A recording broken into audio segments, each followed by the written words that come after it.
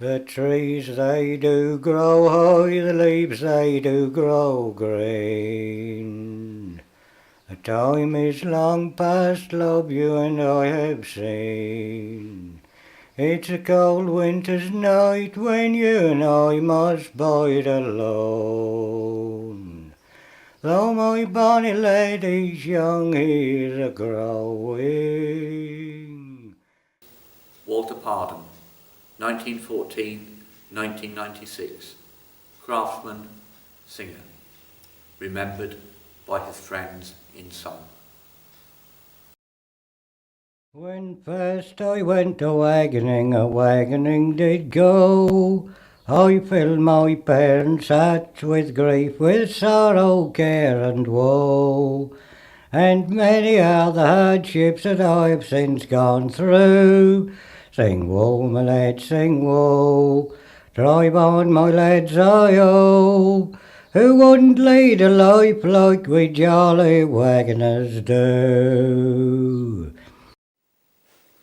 Walter William Pardon lived all his life in the red brick farm workers' cottage where he was born on the 4th of March 1914 in the village of Knapton, Norfolk. And his family were mostly farm workers, but unlike them, he became a carpenter. And Walter became well known all around the area, riding his bike and wearing his flat cap, getting around to jobs and doing all sorts of work on local buildings. Saturdays he used to quite regularly bike into North Walsham and go to Edwards, the ironmongers. I think that must have been about 1955 in that area when I first met him. When I worked in the Edmonds ironmongers in North Walsham on the marketplace, and he was a carpenter for Frank Ray Builders, and he used to come in regular almost every Saturday for something he wanted. He's a very, very particular man. I mean, right was right. He's that sort of chap who would measure twice and cut once, you know. My Uncle Bob Gino once sung Jones's Isle on the Bob. That was his song, and Bob said no one else would sing it. No good asking him. No one else would sing a Marlborough General's All on it, but that was his song. No one else would sing Born a Bunch of Roses on it, Tom. That was Tom's song. If you asked one of the others, they'd know. That's Tom's song, Bob's, but no, they never sing each other's songs. They'd sing them perhaps if they weren't there, but not in their presence. I used to mostly sing, if there was anything to sing, I sung anything what no one else wanted to sing. And that was mainly the Dark Eyed Side, and no one wanted to sing that, so I was all right, that is so.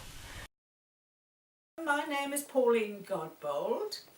I originally came from Suffolk with my husband, and we moved to Norfolk sort of, 60 years ago now, I think. And anyway, we knew Peter Bellamy well, and I think it was at a Walsham fair that he said to us, you know, I've just heard about this old singer, he said, from my school teacher when I was in Fakenham at the art school, I think. And he said he's got a lot of old songs. It's all the pretty ploughboy stood gazing on his plough, and his horses stood underneath the shade. 'Twas down in yonder meadows he was standing by his plough, when by chance he spied a pretty maid. When by chance they spied a pretty maid. I first met Walter in the 70s at the Orchard Gardens Folk Club.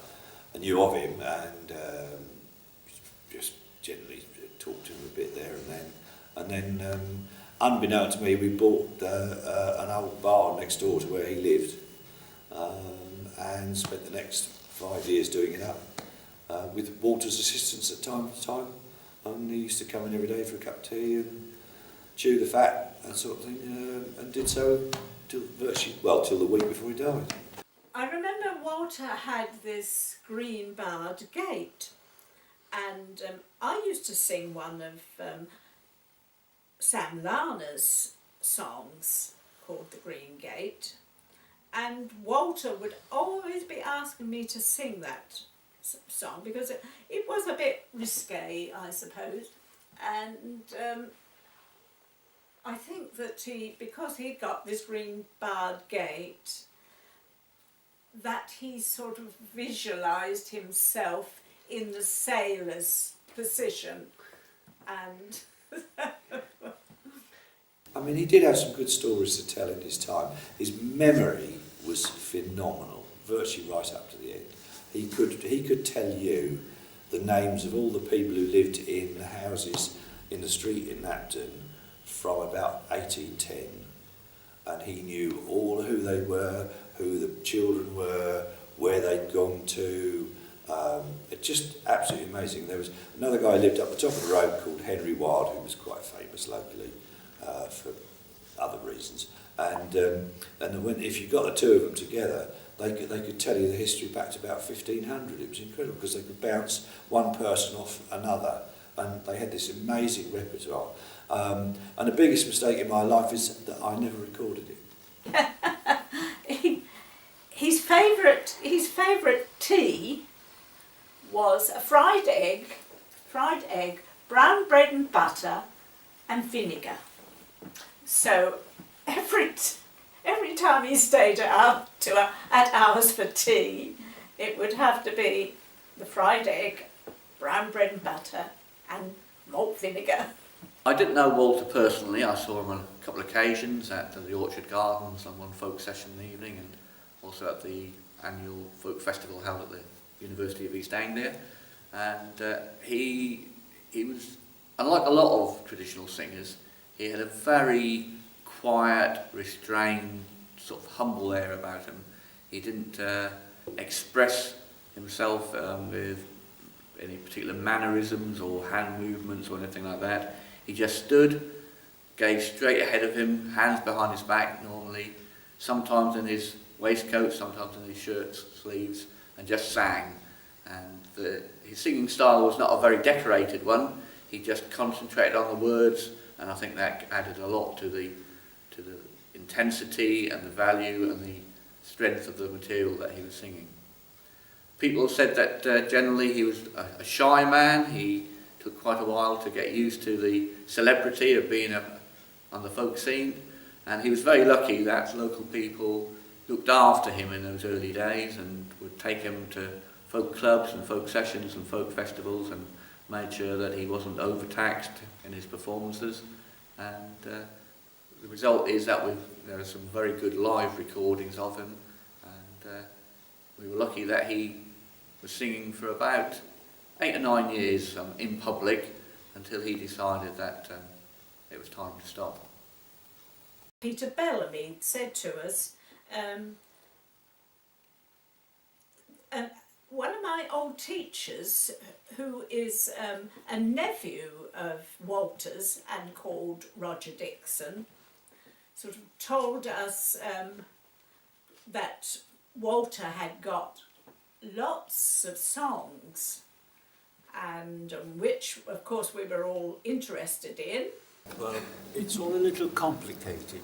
His mother and my grandmother were sisters, so that made Walter and my father cousins, and I suppose that means I'm second cousin. Walter realised that when he was very old and when he died, then all the songs that he knew that that had been handed on from villagey, they would all die with him. And I mean, I knew one or two of them, but everybody else from that group of people had all died. And so I said to Walter, why didn't he put them on tape? Walter had an old-fashioned reel-to-reel tape recorder, and why didn't he put them on tape? And I would take them to Peter Bellamy. And by that time, Peter was living in Norwich, and he went wild when he heard the tape, because there were songs which had never ever been recorded by, people like Vaughan Williams or Cecil Sharp, who went around in the early 20th century collecting songs. They'd never been recorded. Some were variants of songs that were known, And so Peter wanted to come and see Walter, but Peter was blonde-haired with a rather wispy beard, and, well, I don't know if he wore a caftan, but he was that type of bloke, and I thought to myself, how on earth will he get on with Walter? Walter was a down-to-earth, straightforward country man, carpenter by trade, and he called a spade, if not a bloody shovel, you know. And I thought, well, they'll never get on. But in the end, Peter forced my hand by saying, I'm arriving at North Walsham station on the 5-something train, come and pick me up. So we went and picked him up, took him to Walter, and they got on like a house on fire. It was amazing. And both respected each other for what they believed in and what they did and how they did it. I first heard about Walter through a friend of mine, Peter Bellamy, who died, 91.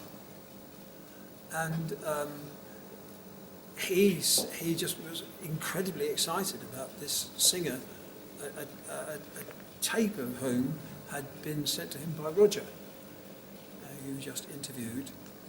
And Peter was ecstatic, and he just played this stuff and he said, is this as exciting as I think it is?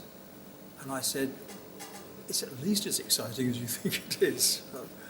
It's wonderful because nobody with that size of a repertoire had turned up in England for a very long time. And of course, as we know, Walter had a very, very large repertoire. And the most extraordinary thing about him was that apparently he'd not sung in public for over 30 years.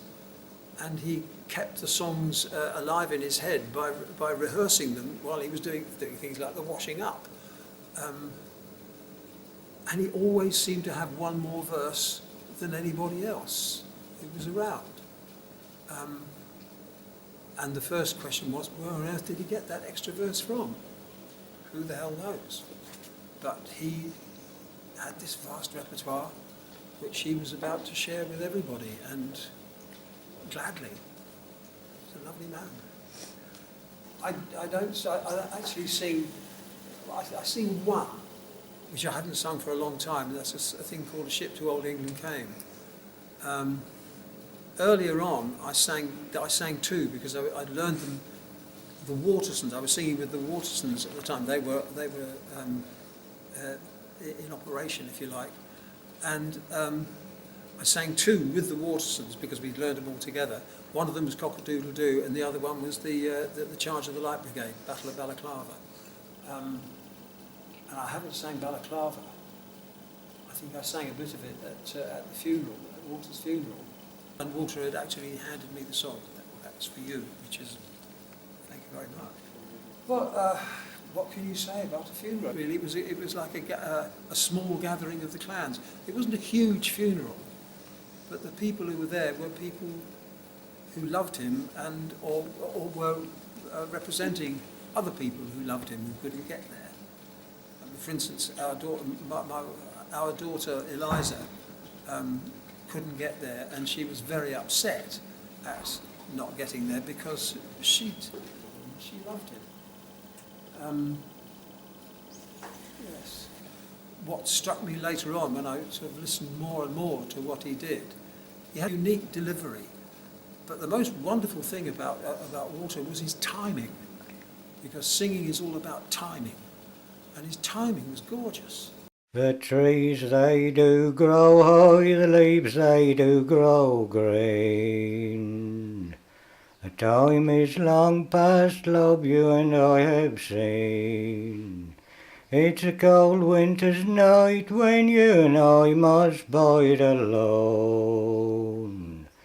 Though my bonny lady's young, he's a growing. Walter Pardon, 1914-1996. Craftsman, singer. Remembered by his friends in song.